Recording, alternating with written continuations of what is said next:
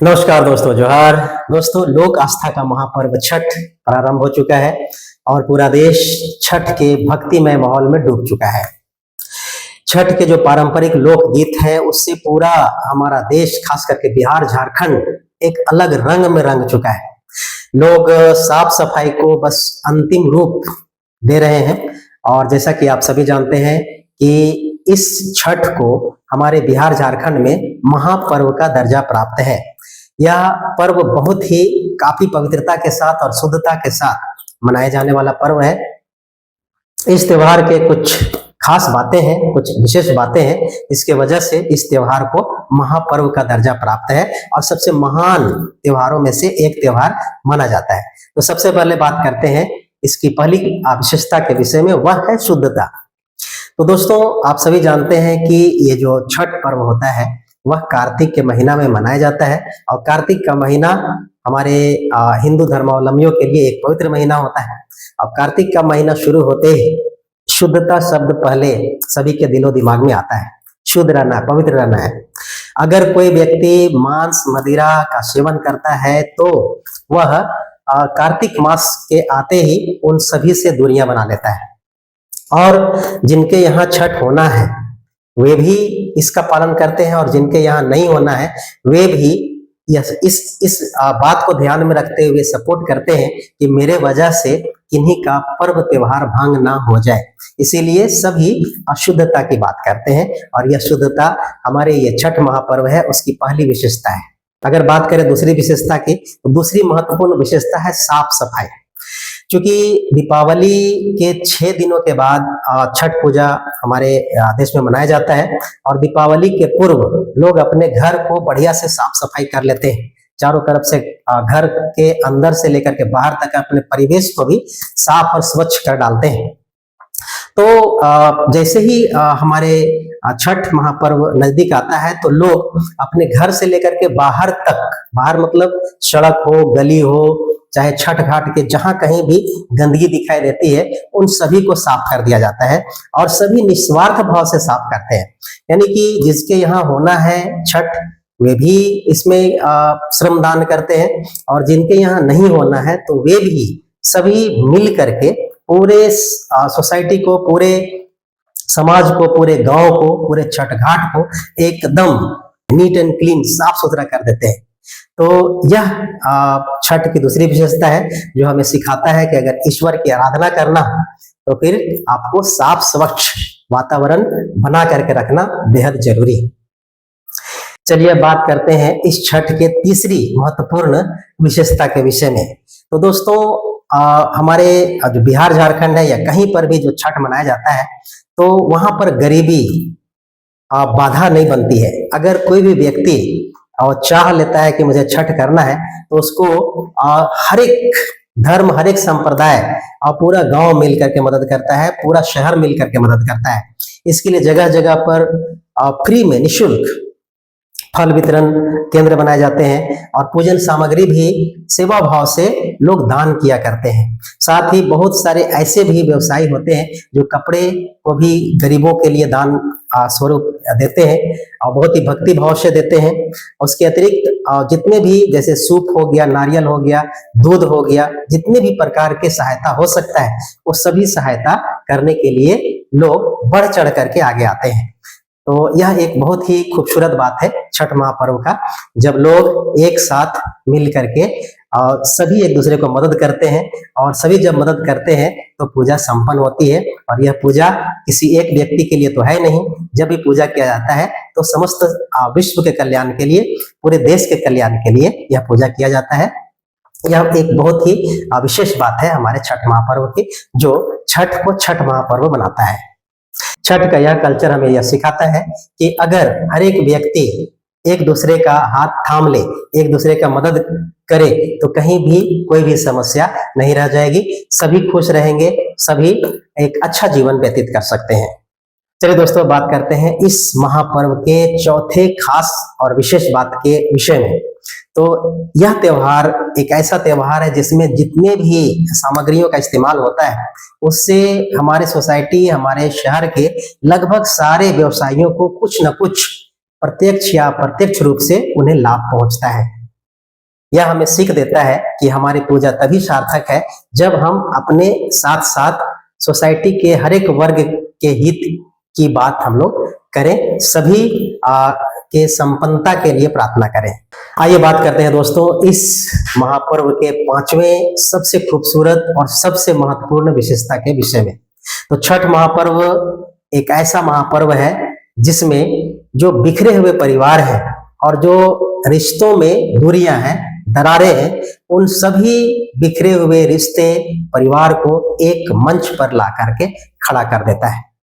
इसके अतिरिक्त आप देखेंगे एक खूबसूरत बात यह भी कि जहां भी छठ घाट होता है वहां पर पूरा गांव या पूरा शहर एक जगह पर एक मंच पर आकर एकत्रित हो जाता है, जिससे बहुत सारे बिछड़े हुए लोग एक दूसरे से मिल जाते हैं। और जब एक दूसरे से मिलते हैं तो फिर उनके रिश्ते में गर्मजोशी आता है, उनके रिश्ते में ताजगी आता है। यह एक बेहद ही खूबसूरत पहलू है हमारे इस छठ महापर्व का, जिसके वजह से हमारे नफरतें मिट जाती हैं, हमारे बीच प्रेम और भाईचारगी का संचार होने लगता है। अब आइए बात करते हैं इस त्योहार से संबंधित छठी महत्वपूर्ण विशेषता के विषय में। यह भी बहुत ही खास होता है जो हमारे इस छठ को महापर्व बनाता है। दोस्तों यह लोक आस्था का पर्व में न सिर्फ हिंदू धर्मावलंबी बल्कि मुस्लिम चाहे अन्य गैर हिंदू धर्मावलंबी भी इसमें बहुत ही आस्था रखते हैं, बहुत ही प्रेम रखते हैं, बहुत ही भक्ति रखते हैं। अगर आपको कहीं पर भी अगर मुस्लिम समुदाय के लोग भी छठ घाट पर नजर आते हैं या छठ करते हुए या फिर छठ का प्रसाद मांगते हुए, तो फिर इसमें कोई आश्चर्य की बात नहीं होनी चाहिए, क्योंकि यह महापर्व में सभी धर्मों के लोगों की एक समान रूप से आस्था है। चलिए अब बात करते हैं इस छठ महापर्व के 7वीं विशेषता के विषय में। दोस्तों हम सभी को पता है कि छठ में सूर्य की उपासना की जाती है और गंगा माँ की उपासना की जाती है। तो सूर्य की उपासना क्यों की जाती है? तो स्पष्ट है कि सूर्य को हम लोग हिंदू धर्म में उनको भगवान मानते हैं। क्यों भगवान मानते हैं? क्योंकि सूर्य जो है वो स्वयं से जल करके पूरे ब्रह्मांड के कल्याण के लिए प्रकाश और ऊर्जा का संचार करता है। यह स्पष्ट करता है कि इस सृष्टि में उन्हीं को भगवान का दर्जा प्राप्त है जो अपने लिए नहीं जीते हैं। अगर आपके पास कुछ ज्ञान है उसको या धन है उसको आप अपने तक ही सीमित रखते हैं तो आप एक इंसान मात्र हैं। लेकिन अगर आप महान कार्य करना चाहते हैं तो सूर्य से सीखने की आवश्यकता है। सूर्य के पास अपार एनर्जी है, अपार प्रकाश है, लेकिन वह प्रकाश और एनर्जी सूर्य के लिए कोई महत्व नहीं रखता है, बल्कि पूरे ब्रह्मांड के लिए ही उनका जलना जो होता है और उनसे जो प्रकाश निकलता है वो पूरे ब्रह्मांड के कल्याण के लिए होता है। इसी प्रकार से हम सभी प्राणियों को, हम सभी मनुष्यों को खास करके यह समझना चाहिए कि इस धरती पर जितना दिन के लिए भी हम हैं तब तक अपने लिए धन और जो भी ज्ञान वो जो संचय करते हैं वो अपने तक ही सीमित ना रखें और उसका उपयोग दूसरों के कल्याण, दूसरों के हित के लिए करना चाहिए।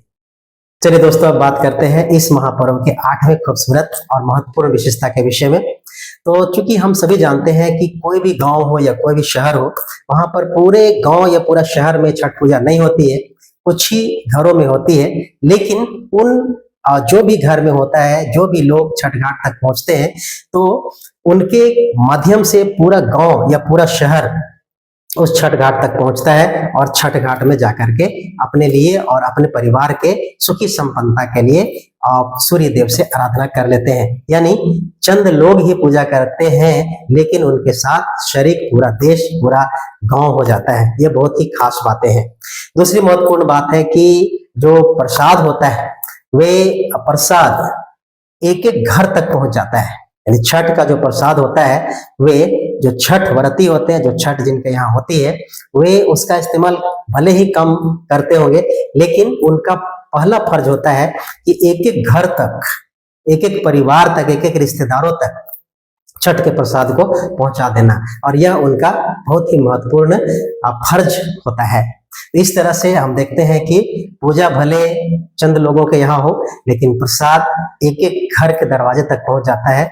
और एक खूबसूरत बात यह भी है कि जो भी लोग छठ घाट में आते हैं, यह पहला पर्व है जहां पर लोग चाहे गरीब हो चाहे अमीर हो, सब खड़े होकर के हाथ को फैला करके, महिलाएं आंचल को फैला करके प्रसाद को बहुत ही श्रद्धा के साथ ग्रहण करते हैं और उसको मांग करके पवित्र भाव के साथ अपने घर तक ले आते हैं। ये बहुत ही खास बात है छठ महापर्व के। दोस्तों, छठ महापर्व की विशेषताओं की अगर बात करते रहे तो बहुत ही लंबा वीडियो बन जाएगा और कभी खत्म होना नहीं है, तो बात बहुत ही कम करना है और समझना बहुत ज्यादा है। तो इस छठ का जो पवित्रता है, जो आस्था है, उसको बरकरार रखना हम सभी का फर्ज है। और जिस पवित्र भाव से, जिस श्रद्धा के साथ इस छठ पर्व को लोग मनाते हैं, उसमें हम सभी को सहयोग करना चाहिए। और यह भाव जो है ना सिर्फ छठ तक ही सीमित रहे, बल्कि छठ के बाद भी सालों साल तक इस तरह की भावनाएं हमारे समाज में चलती रहे, ऐसा मैं कामना करता हूँ। कुछ सावधानियां भी छठ घाट में बरतने की आवश्यकता पड़ती है। खास करके मैं किशोर वर्ग से, जो युवा वर्ग है, उनसे मैं रिक्वेस्ट करता हूं कि वे छठ घाट में जाते हैं तो पानी में जाकर के बहादुरी दिखाने की जरूरत नहीं है। कभी कभी अप्रिय घटना घट जाती है, लोग डूब जाते हैं पानी में और पूरा मातम पसर जाता है, तो इससे आप बचें। दूसरी अपील है छठ व्रतियों से कि वे जो भी पूजा करते हैं, तो पूजा करने के उपरांत जो पूजन सामग्री, जो वेस्ट पूजन सामग्री बच जाता है, उसको कृपया पानी में न डालें और उस घाट से, घाट के बाहर प्लास्टिक में ले आए और कहीं दूसरे जगह उसको डिस्पोज करें। वहां पर अगर पानी में आप फेंक देते हैं तो पानी गंदा हो सकता है और वहां के जो जीव जंतु होते हैं, मछली, छोटे छोटे कीड़े मकोड़े होते हैं, उन पर भी बुरा प्रभाव पड़ता है, उनके जान भी जा सकते हैं।